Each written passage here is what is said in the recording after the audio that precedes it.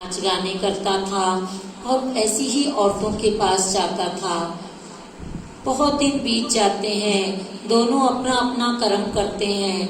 अच्छा व्यक्ति जो दोस्त था संगत में आने वाला, वो हमेशा समझाया करता था उसे कि भाई संगत में आया करो, अच्छे कर्म करो। तो वो दूसरा व्यक्ति जो था, दूसरा दोस्त, रंग में रंगा हुआ बुरे कर्मों के सुनता ही नहीं था। कहता था क्या मिलता है, कुछ नहीं मिलता, जिंदगी 4 दिन की है तो ऐश कर लेते हैं। इस संगत में आने वाला बोल बोल के थक गया और उसने उसे बोलना छोड़ दिया। एक दिन संगत में आने वाला जब आ रहा था तो रास्ते में उसके पैर में जोर से कांटा चुभा, इतनी जोर से चुभा कि पैर से खून निकल आया। दोनों आने के वक्त एक ही रास्ते पर पगडंडी पर मिला करते थे। जब वो विकारों में डूबा हुआ दोस्त भी सामने आया तो उसके हाथ में एक सोने की मोहर थी। जब उसने इसको पूछा संगत में जाने वाले को कि तू दर्द से क्यों करा रहा है, क्या हुआ? कहने लगा कुछ नहीं, मैं संगत से आ रहा था, कीर्तन सुन के तो मेरे पैर में कांटा चुभ गया और बहुत खून निकल रहा है, मेरे से चला नहीं जा रहा।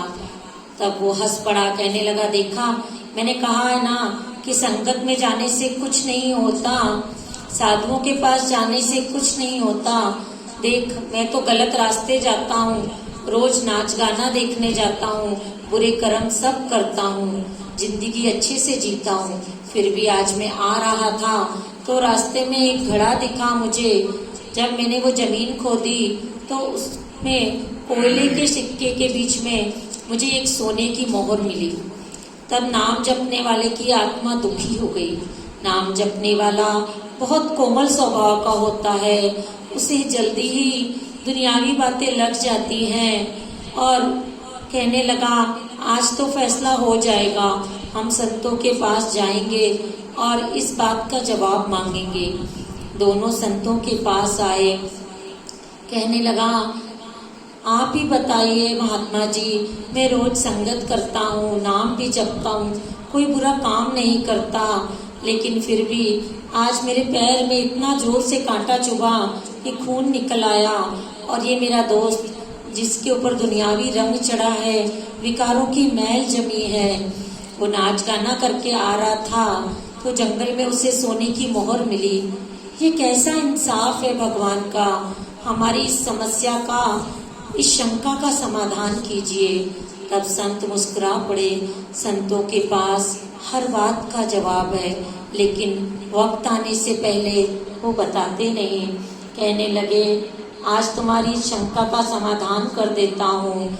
ये जो संगत में आने वाला है, ये पिछले जन्म में बहुत बुरे कर्म किए थे इसने, बहुत बुरे कर्म, जिसकी सजा इसे इस जन्म में मिलनी थी। वो सजा थी कि इसे आज के दिन फांसी पे लटकाया जाने वाला था, सूली पे लटकने वाला था ये आज के दिन। लेकिन इसके अच्छे कर्म, इसने इस जन्म में संगत की, साधु का संग किया, इसकी वजह से इसके वो सारे कर्म पिछले जन्म के धुल गए और वो सूली जो आज जिस पे ये चढ़ने वाला था, कंडा बनकर इसके पैर में लग गया।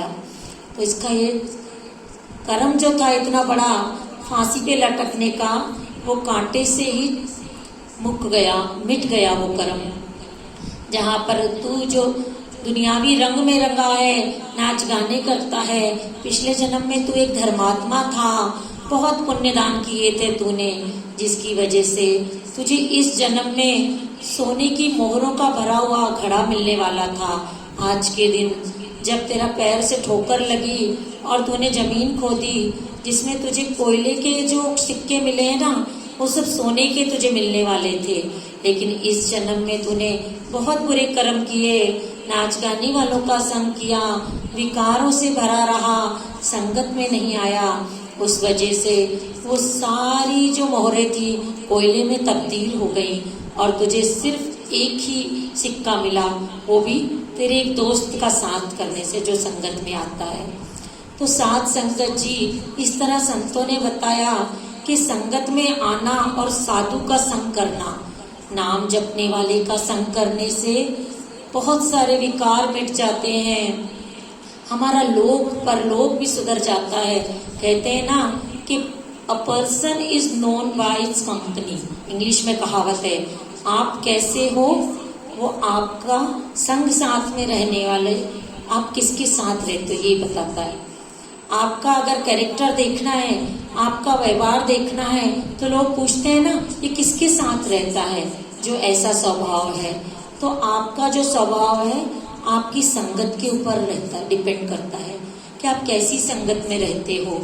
इसीलिए कभी भूलकर भी दुष्टों का साथ नहीं करना, क्योंकि उनके जो विकार होते हैं, उनके जो कर्म होते हैं, उनका व्यवहार होता है, धीरे धीरे हम पर भी उनका रंग चढ़ने लगता है।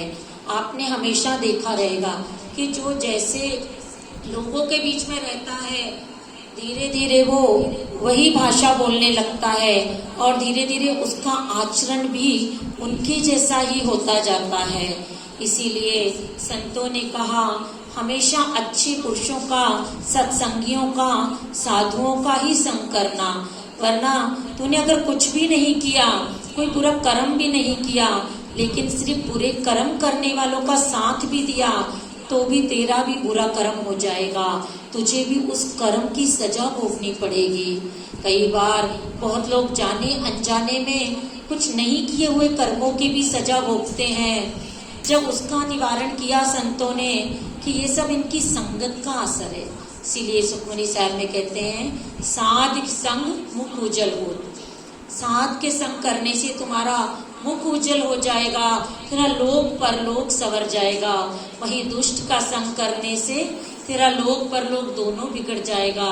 कभी भी नोट कर लेना इस बात को, जो बुरे लोगों के साथ, बुरे लोगों का साथ देते हैं, उनके कर्मों में सहभागी होते हैं, उन्हें कहीं ना कहीं अंदर से परेशानियां आकर घेर लेती हैं, तब वो इस बात को नहीं समझ पाते। लेकिन अंत में यही सच है। साधु कहते हैं कि बिच्छू का तो स्वभाव ही डसना है, लेकिन साधु का स्वभाव है बिच्छू को भी पानी से बाहर निकालना।